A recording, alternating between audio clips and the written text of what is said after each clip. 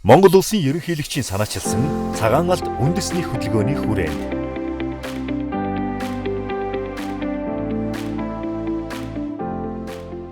Үндэсний үйлдвэрлэгч нарт тулгарч байгаа асуудал нь малчт нь одоо хонио харигчаад бүх ноосоо нийлүүлээ шууданд хийгээ явуулчихсан.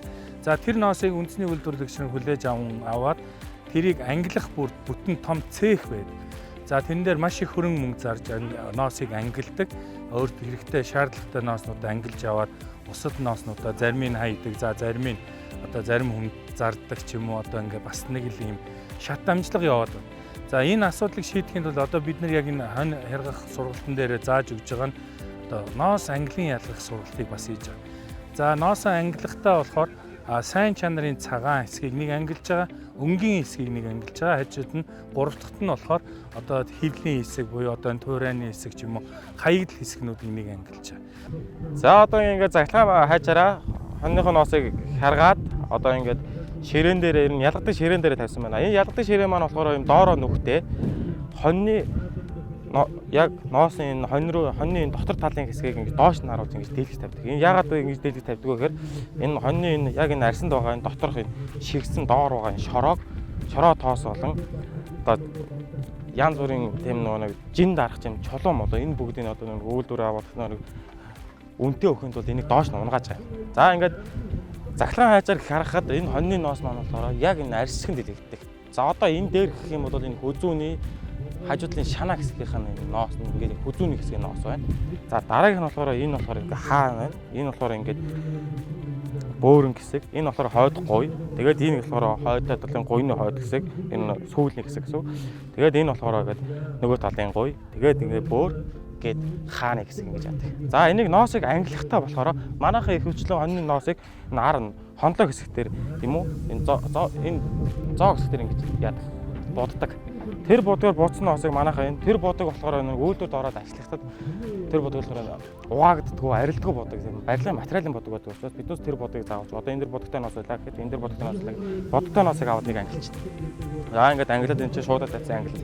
Дараагийнх нь болохоор биднээс малчтаас юм уу малчтай ингээд ярилцаад ямархан төрлөөр ноосыг ангилах вэ гэж үзээд за одоо энэ заваан хэсэг босон хэсгүүдийг ингээд ангилуулад доогоороо ингээд чулуун мод ингээд сэгцэн хэсгийг ангилуулах явах юм бол биднээс захын ноосууд ингэж ангил. Одоо энэ ялангуяа энийг болохоор манай малчтай биднээс ингээд зөвлөд ангил гэж зөвлөдөг. Ягаад гэвэл одоо энэ хэсгийг харж байна. Энэ хэсгээс ахуулаад ингээд шаралцсан байгаа. Энэ шаралцсан хэсгийг авах нь ерөнхийдөө энэ одоо муудаад ингээд муутсан байна гэсэн үг юм. Яг ингээд доод эмжээр хэсгийн ноос гэсэн байхгүй. За энэ хэсгийн ноосыг ерөөсөө ингээд яг энэ шаралсан хэсгээр эмжээр хэсгээр ингээд эмжээд авчихна. Ингээд ноосыг ерөнхийдөө ингээд тойруулаад ингээд эмжээд авчихна. За энэ хэсэг нь болохоор бүксний хэсэг.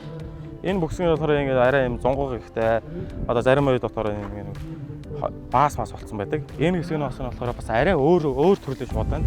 Ангилчдаг ингээд. За ингээд тойруулаад ингээд ноосыг ингээд бүрэн ангилсан тохиолдолд за ингээд энэ ноосыг болохоор би будтай хэсгийг авлаа, баастай хэсгийг авлаа, хажуу талын зунгууг болсон эмжээр хэсгийг авлаа. Дараагийнх нь болохоор олон улсад болоод ирэхээр энэ хүзүүний хэсгийн ноос болохоор илүү юм тагтарсан юм гатуу байдаг. Одоо Монгол одоо энэ хоньны ноосн дээр энийг маш юм гатуу тагтарсан гэсэн. Энэ арай баг энэ эсгий шиг юм руу тагтарсан. Энэ хэсгийг бас ангилуулгыг бас ангилдаг олон улсад. За манай Монголд бас энийг ангилуулъя гэх юм бол бидээс энэ хэсгийн ноосыг эндээс хүзүүний хэсгийн ноосыг ингээд ангилж байгаа. Ингээд яг энэ дээр болохоор ингээд бүтэн арьсыг дэлгэцсэн учраас аль хэсгийн ноосыг ангилуулъя гэсэн бол шууд ингээд аваад ангилж байгаа. За ингээд энэ болохоор одоо ингээд дараагийн үйлдвэрүүд болон янз бүрийн ноос бүтээгдэхүүн гэдэг газар утас эерэг янз юунд маш тохиромжтой яг энэ их биений хэсгийн ноос байна. За одоо энийг ингээд аваад дараагийн үйл ажиллагаанд шилжүүлнэ. Сайн ноосуудыг бол одоо ноосон утас хийдэг, eerдэг ийм компаниуд маань одоо янз бүрийн одоо ялгах ийм хөрөнгө зарахгүйгээр тэрийг шууд худалдан авах боломжтой.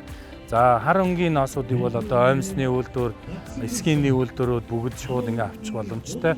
Хаягдлаар нь бол бид нар одоо бордоо хийгээд экспорт гаргаж байгаа. Ийм ангиллахын давуу тал нь бол одоо бүх үндэсний үйлдвэрлэгч компаниар одоо ангиллагч гэдэг энэ том цехийн одоо илүү зардлыг бол хэмнэх юм давуу талтай. Ангилах цехийнхаа зардлыг хэмнэснээр ноосоо үнэтэй авах боломжтой болчихж байгаа.